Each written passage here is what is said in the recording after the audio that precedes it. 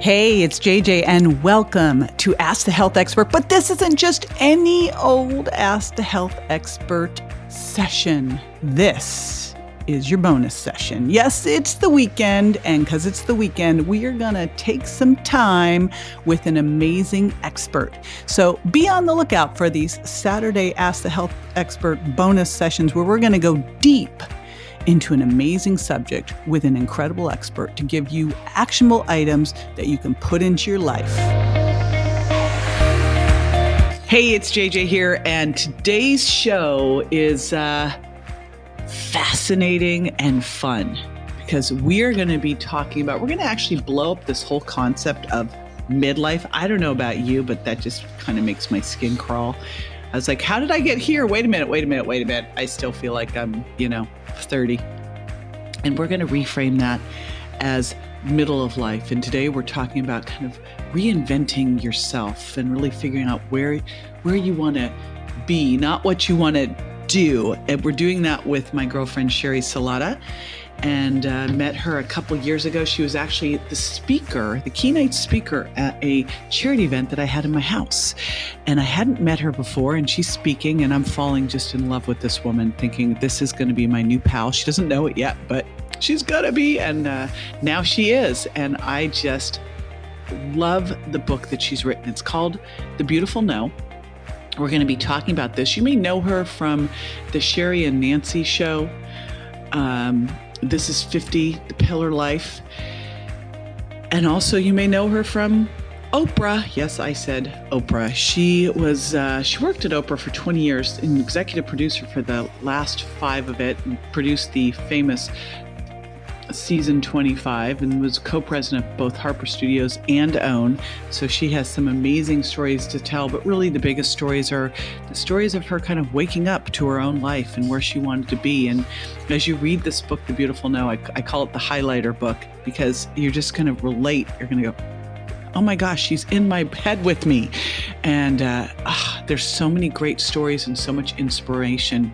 And what I really love is that she's put a workbook together to go with it, which makes so much sense because as I'm reading it, I'm literally highlighting things, writing down notes of things that I want to do. Like, it is the book that will inspire you, motivate you, and help you see new possibilities for, the next phase of your life. So you'll be able to get those and the show notes at jjvirgin.com/thebeautifulno. And I'm just beyond excited to share this episode with you. Now, before I do, I want to do a shout out to BUADM, Wadum from the USA, who said, left a little 5-star review on Apple Podcasts. Says, awesome, easy to understand, and incredibly informative. Subscribed and looking forward to the next episode. So thank you so much for that. Love these reviews because, when you're sitting podcasting, I'm literally podcasting right now from the corner of my bedroom because I'm in a temporary space while we're waiting for our house to close over here in Tampa, my new world. And so, sometimes you're over here going, hey, anyone listening over here? So these reviews mean everything to me. And this is definitely one of those shows that you're going to want to share with all of your friends. Believe me, I can't wait. Anyway, I can't wait. I'm not gonna waste any more time. I want to share one more favorite with you, and then I will be back with Sheri Salata and The Beautiful No.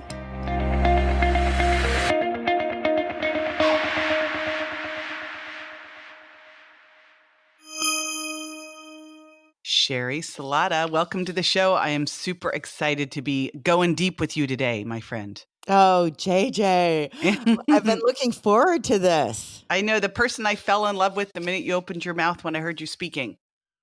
Well, I remember that day at your house, and I can picture right now, I'm looking out in the audience. We're in your massive ranch backyard doesn't do it justice. And I remember seeing you, and you're such a bright light that a person almost can't take their eyes off you. And I remember thinking, which rarely happens to me since like junior high, I hope she likes me. Meanwhile, I'm thinking the same thing too. I'm like, I'm going to go get her to be my friend. And now we are. here we are. Yes, Yeah. it's like whether she knows it or not, I will wear her down till she is my friend. So it was instant love, and I am just so excited that you wrote this book, The Beautiful No. First of all, knowing you now and hearing you speak, this is like it's like I'm sitting next to you having a chat, reading your book. It's so good. You're such an amazing writer. Oh, I'm so glad. I'm so glad. That is high praise from you, who's read every book, who has written masterpieces. I'm deeply honored that you feel that way. Well, this so for everybody listening, here's the deal with this book. I get sent books like literally every day, and I can think of 2 books in the last, I don't know, couple months, 3, 4 months that I just have been like, these are my books. And it's yours and talk about diversity and Joe Mercola's Keto Fast. These were like the 2 books. I'm like, these are my books. And this book is a highlighter book. And I rarely ever say that. You know, when you read a book where you're entertained and your life changes, where you're reading it and you can't wait to turn the next page, but you're getting things out and it's making you have to stop and write things down and think about how it's going to apply to your life. This is that book. It's like that amazing. So let's dive in, because we were talking offline and I was sharing with you that you write a diet book. And if people don't like your diet book, they don't like your diet book. And you're like, okay, fine, you didn't like my diet book. But then when I wrote Miracle Mindset that became Warrior Mom, I was like, well, wow, if people don't like this book, they don't like me. So, you've been kind of the behind the scenes gal for years as Oprah's executive producer and then working with OWN. And now all of a sudden you are pulling open the kimono. Oh God, I can Oh feel my my gosh. blood I know. pressure's rising. But it's so important because your message is a message every woman who is, I don't even like to say midlife because I'm waiting, like midlife to me is now like 70, 80, 90 years old. But everyone in their 40s and 50s and 60s is like, yeah, sister, go. And so you're sharing all of that reinvention with all of us. But first of all, like, did you realize when you're writing this book that what you were actually doing? Well, no, I didn't. And I think, what I kept reminding myself of is just be true here, just be true. And I'd go back and look at, the pages I had that had come out of me, and I'd be like, let's go a little deeper, let's go a little deeper. Trying to figure out what's going to happen afterwards, I think almost muddies the waters. You know, Yes, it's like, that makes sense. I have, a fantastic publisher who is, and by the way, we've reframed that midlife to middle of life. For I some, love that. the middle of life, it's a middle of life reinvention because middle's good when you're in your 50s. Middle is like, wow, Right. That's I, awesome. And don't you feel like you're just kind of getting started now? Like this is the next best part of it? well, yes, JJ, because that's the story I decided to tell myself. I think we all have huge decisions to make. We have huge decisions to make. Are we going to be the old-fashioned cultural archetype that we've had our chance at the dance and now we're winding down the party? Or are we going to say, yeah, I've had a few glory days, but not all of my glory days. And what are the next glory days I'm going to manifest here? And So, that's so important, Sherry, yeah. because someone would look at your career and go, and I just read something where someone was talking about their retirement, which sounds honestly kind of repulsive to me. And someone could look at you and go, you had it all. Like you were at the pinnacle. You were Oprah's executive producer. Oh my gosh. You did season 25 and think that, okay, that was it. Now it's over. Yeah. Whereas I feel like talking to you, that was a warm-up act. So, like, what kinda helped you get into that switch and this whole where I see you now kind of publicly doing Right. that was the warm-up act, here's what's next. Well, to be, to boil it down to one word, it's kind of fear that I turn around and look at myself in my mid 50s and I realize I've manifested a dream come true career. No question about it. A full on dream come true career ride, but not a dream come true life. And so then I'm sitting there with no, just burnt out. My adrenals burnt out, kind of fat and depressed. and with so many areas of my life that were virtually uninhabited.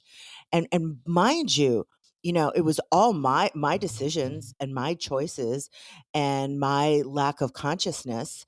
It didn't have to do with anybody else. Um, but it was real easy to put all my eggs in that career basket, because once I figured out the career piece, I started working for Oprah in an entry level position when I was 35. So it wasn't like I hatched from an egg and ended up at Harpo Studios. I had already. Right. And everyone has to read this book because your path to Oprah was It's crazy. Oh yeah. my God. It might have involved a Slurpee or two. Yeah, I managed a Yeah. 7-Eleven store, people. I mean, please. Yeah, it And I wasn't what you'd think as she started out in TV as an intern in no. college at No, all. no, I wore the smock. Those were my smock wearing days. Mhm. Yeah, but yeah. So the fear was, I love this. My business partner and I, Nancy, what we said to ourselves was, it's never too late to make the rest of your dreams come true. We decided we were going to believe that. That would be our mantra. We would morning, noon, and night repeat that to ourselves. And in parens, if not now, when? And then even for me, I had a second parens, and if not now, maybe never. Mm. And, I know myself. I know myself that if not now, I mean, at a certain point, I am just going to give up, and I'm just going to say, well, I had that great job for a long time. And, it's the reckoning. It's the moment where you sit down and say, okay, if this is the middle of life, and I believe it is, or could be, should I decide to take care of myself, what is it that I want? What do I want my next days to be? And do I have some dreams left that I haven't made come true yet? Yeah, I think this is such a big one because, we've all been kind of trained that this is the downhill slide. Yeah. And, that when you're young, you have all these doors open to possibility, and then they're all just slowly shutting. So how do you, like, take that framework now of creating what's possible and seeing possibility where so many people don't? How do you help? And this book, I think, is such a key jumping off point to help people go, "Oh, wait a minute."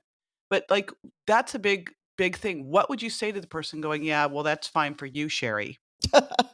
Yes, You were Oprah's executive producer. You can I do know. anything." Right? Okay, because I know what people are thinking, right? Well, If you could do that, you could do anything. What you say to the person's like, "Well, I've been, a mom, and I haven't really ever lived that's any of right. my dreams, and, I feel like it's my time, and I don't even know where to start." That's right. And that I totally understand. Okay, JJ. Oh my goodness, Bella is now N barking up a Now storm. we have woofy dogs. Hold I on. think this is perfect because Oh, this is real life. this is Real real life life. has Hold pings on and one dings and woofy second. dogs, Oh my you God, know? Bella, come here. My dog is sitting right here by my side because I've got the everything packed to go to the airport, and she's super concerned that she's not coming. So she's been sitting in her airport bag Oh, waiting because she wants to come.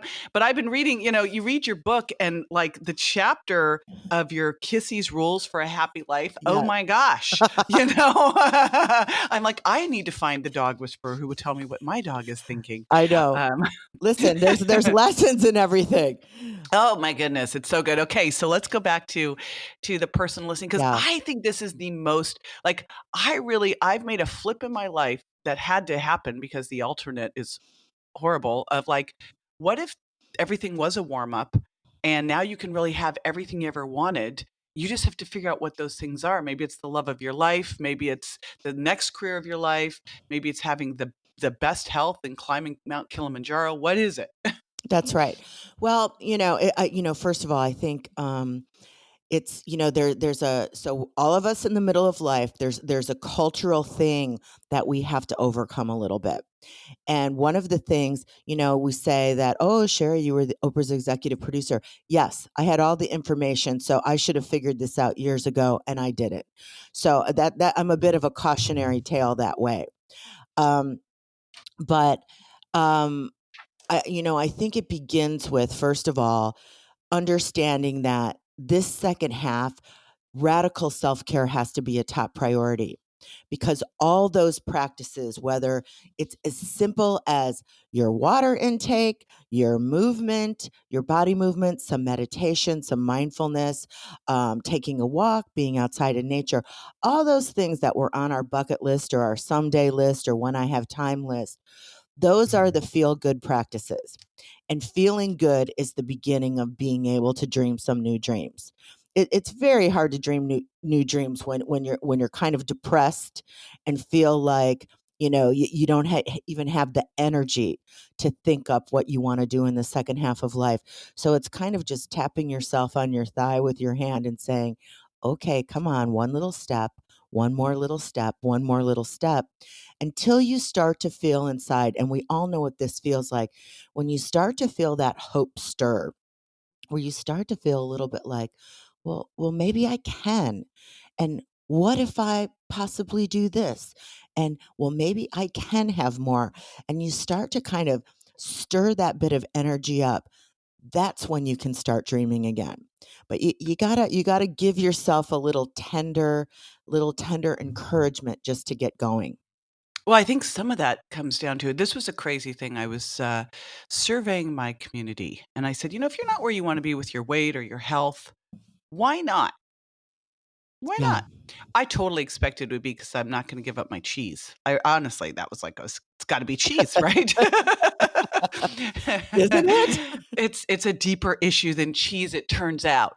It was that they didn't feel good enough, that they didn't value themselves. Yeah. And I see this that for so many of us, we put ourselves last on the to-do list if we even made it on there. Right. And I think part of this is giving yourself the permission to put yourself at the top Yeah. of your to-do list, that you realize that at this point, self-care, it's not selfish. It's like no one else is going to say, "Hey, Sheri, hey, today, why don't you like take a little extra time and do a little more meditation and Yeah. maybe, have a massage. We'll send That's someone right. over for you." No one's, this is when you get to practice. Just, I love the whole, radical self care. I always say that, like, for me to be low maintenance at this point in life requires a lot of maintenance. It's like super high maintenance to be low maintenance. Right. But, you know, this is that time where I also want to reframe that doing this self care actually isn't selfish. It's selfless. Because if you really want to be there for everybody around you and leave that lasting legacy, you can't, just like you said, you can't be tired and you can't not be able to think straight. It's why when my son was in the hospital in his coma, I went, my top of my list is going to be me, not him, Yeah. not my other kid, not the book. That the only way I was going to pull this off with me at the top of the list. So I think that's a key takeaway is you have earned putting yourself at the top of your list. Well, and yes, and also, so that's a shift in thinking that you've got to overcome some stereotypes, some messages that you grew up with in for our generation. Not so much with the 20s and the 30-year-olds. That they're not plagued by this as deeply. So you've got to overcome that a little bit. And then, what I also find really interesting, JJ, and maybe I was like this at one time too. Everybody wants to change the world. They want to serve the world. They want to volunteer. They want to be of service. And yet they're depleted. They're somewhat resentful. They're worn out. They're nothing about their daily practices in their lives is designed to uplift them. Hmm. And what I realized is, wow, my contribution to the world is my happiness. That is because happy people are the ones who literally change the vibration and the energy of everything around them. And that I think that is a new understanding of why you need to put yourself first and you need to make self-care a priority. That is really the beginning of your true contribution to the world. Don't you think that's part of your, when you talk in the book about the to do versus the to be? Yeah. Well, I think that kind of yes. flows into that. Yeah. Well, and I lived my life. I lived and died by to-do lists. To-do lists so long they look like an animated Santa's list. And, there were moments when I just I felt actually have written to redo my to-do list on my to-do list. I kid you not. I'm like listening to this going, cringe. I know. And sometimes, I mean, sometimes that to-do list, now, sometimes I write things down just because, I don't want to forget it. But that to-do list thing, it felt like it was strangling me. It was squeezing the life out of me. And in all that doing, because listen, when you're in the middle of life, you have some more spiritual awareness than you ever have had before, and clearly the beingness is the jackpot. What are you being? Who are you being? What are you emanating? What is the being essence of your day in and day out? Are you being peace? Are you mindful? Do you feel that that sense of pulsating joy and appreciation? Well, it's very hard to focus on your beingness when you're running around like a nut trying to get all the check marks on your to-do list. But it's much easier because you don't have to focus on your beingness, right? Yes. I mean, Well, it's an avoidance technique. it's an avoidance technique. It is literally the strategy of unconsciousness, which I have employed many times to I my know, I go regret. we could also call this waking up, you know? Yeah, Waking up and exactly. going, "Oh, wow, there's all this stuff around here I could actually participate in. How That's amazing." right. And let's talk about participating in that because, I look at this and go, "What a weird day it must have been the day you woke up," and you woke up both metaphorically and in, Yeah. reality, and you went, "Oh, I don't have anywhere I'm supposed to go I or know. do," or, like, how weird that must have been. What did you do? It Like, what was do you really do in super weird. It was like waking up and I have a blank calendar and it's the middle of the week because I think the next day was like a weekday. And I was like, okay, what goes on during a weekday out in that? the world? Even for years at the Oprah show, the Harpo Studios was a city block. It was kind of like a concrete bunker, and I'd go in there when it was dark in the morning and I'd go home when it was dark at night. So, and inside there was all this life going on, but it was very strange, and it's like the world had changed where. I'd go into a coffee shop and people were literally running empires from their laptops while they sipped on a latte. And I was like, wow, what a different world this is. But it took a little bit of a minute. I mean, listen, I was tired, so there was a part of me that felt huge relief. Um, but it was a little bit like, wow, there's all this time and there's all this space. And now what? Now what am I going to do with this? Yeah, must have been a little bit of struggle to feel like you just wanted to fill it with stuff. Well, I mean, I even, even let's see, now it's 3 years later. Even now, I have to stay on myself. I have to stay very vigilant because my default position is go unconscious and get yourself really busy. Mhm. And, so a book launch, oh my goodness. Well, that is like Right? it's like There's catnip, so many things to do. catnip for my unconscious strategy. Right. I mean, I could just be busy doing from dawn till dusk and, out goes my workout and then, I don't have time to make a salad. So, it's such those neural pathways are so deep that I think for the to the end of my days, I'm going to have to stay super, super hyper vigilant about continuing to choose the kind of day I want to have and not letting it happen to me because of And old patterns. I think this is super important too, whether because I just had one of my coaching clients say this to me the other day. One of my business coaching clients was like, "Well," she almost intimated that I, like, don't take that I was, like, overworking and stressed, and I go, actually, I probably work a lot less than you, and I really have my whole life designed so that I can get my sleep in. Like, Yeah. I am, like, live by my Aura Ring and my little sleep score, and my workouts in, and my food in, and, like, everything's scheduled so that when I travel or wherever else, all that's set up for me. My massage, I had a massage last night. Like, I am so like, that is priority 1. Yeah. and then the rest of that stuff fits in. And so I'm thinking about, like, what would you say to someone who, say, right now is saying, "Well, that's fine for you gals, you know, but I'm an attorney or I'm still Yeah. working at." I know even when I was working on Dr. Phil, those ridiculous crazy hours, I still was making sure that I got my workouts in and I Yeah. was doing my stuff and Well, eating correctly. you're perfect. I am. I know. You're I'm glad you perfect. recognize that. See, I that's know. why I love you so much. You're perfect. I cannot say any of that. I was not able to do, or I chose not to do any of that. But here's what I can see now. I could see how, using my strategy of unconsciousness was, the practical matter is we are, um, you have to take a look at how you're spending your time. And now today, this was not years ago, this would not have been one of the things, but today, here's the first thing I ask my friends. How many hours do you while away scrolling through Instagram or Facebook? Looking at other people's lives instead of meditating or doing some breath work or doing some stretching. Or what how much mindless I remember I always had a TV on in my house. And I Mm. would say something ridiculous like, well, I'm in the business, but that wasn't why. It's just I had this assault of energy. I just wouldn't go to the quiet, centered place. And listen, you can mindlessly watch TV and you can scroll through other people's lives on social, or you can take back that time and spend it on yourself.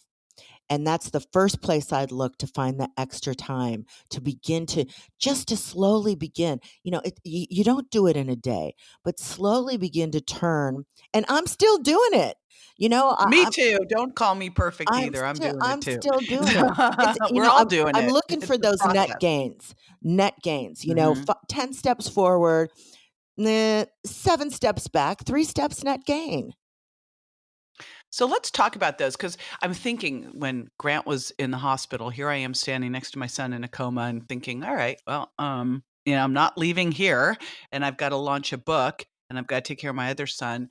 And what's leaving out of my life? And it's amazing how much you can either automate, delegate, delete. I love that Yeah, that little phrase, and how many things we're doing that just you're like, well, I don't really need to do that. And I still catch myself doing that because they sneak back in yeah, this silly, ridiculous stuff. And sometimes I think as women, we need to putter, so sometimes, like, right now, I'm in escrow in a house. I don't think I told you this. So I'm looking at, like, you know, furniture magazines and Ooh, stuff. It's so fun. It's like, nice. I Tim was joking as we were looking at houses. He goes, "This is like your Match.com, this Zillow." I go, "It is," and now and Uh, now it's furniture sites. But, someone now doing this, let's talk about, because you said I'm looking for the net gain. What are a couple of the biggest things?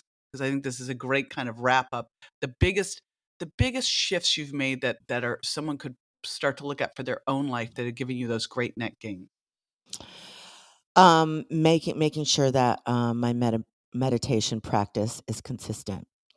And do you have a secret for how you get that consistent? I remind myself what I used to feel like when it wasn't.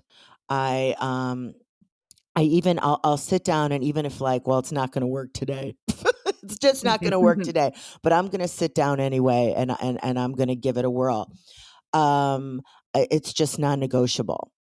And there's other things like honestly, I can't get to a place. I'm not at a place yet where I can make my workout non-negotiable or a bunch of other things, but I am at that place on meditation. It's non-negotiable because it's the foundation for everything else.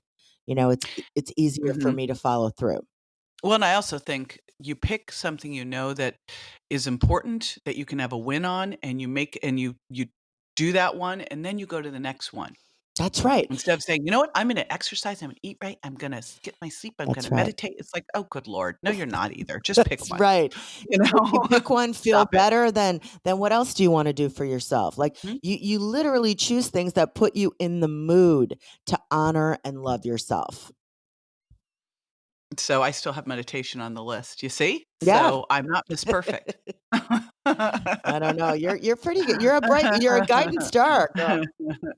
And in my area, I'm a guiding star. In your area, you're a guiding star. We're all here. I believe we all here are to leave a legacy. And I totally agree with you that you have to start with yourself. It's Yeah. ridiculous, like to leave it's not a legacy of what not to do.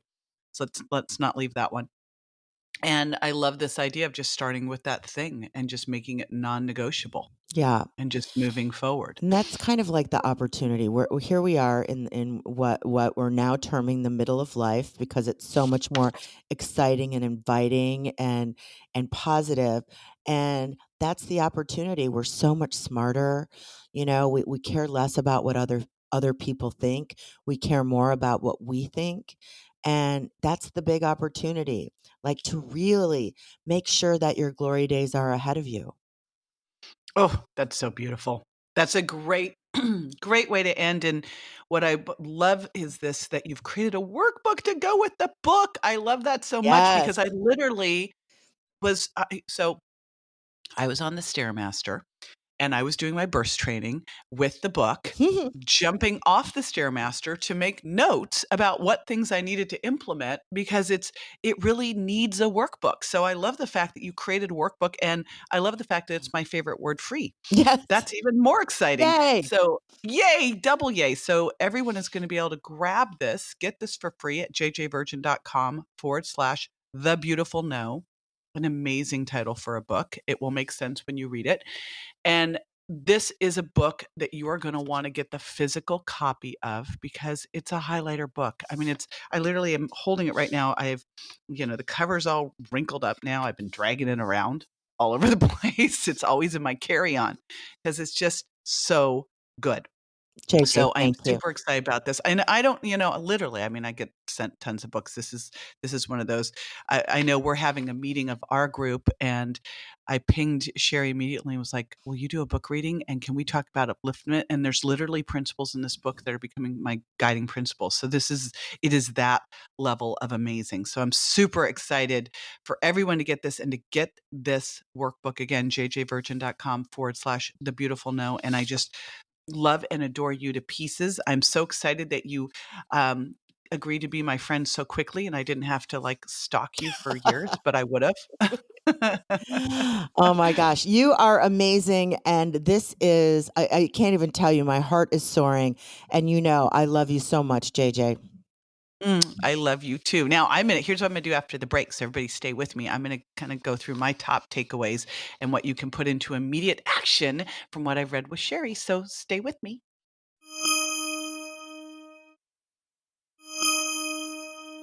Hey, it's JJ, and I am back to give you an action step from today's interview so you can put this into immediate action. First off, I want to do a big reminder to grab that workbook, and you can get that at jjvirgin.com/the beautiful no, because you're going to find as you're reading the beautiful no and as you're going through the workbook, you're going to find a thing that you go, ooh, this is where I want to focus on. And there was a lot of gold in this interview, but the big thing I want to underscore in this interview is Sheri saying we're a work in progress, and pick one thing that you're going to master.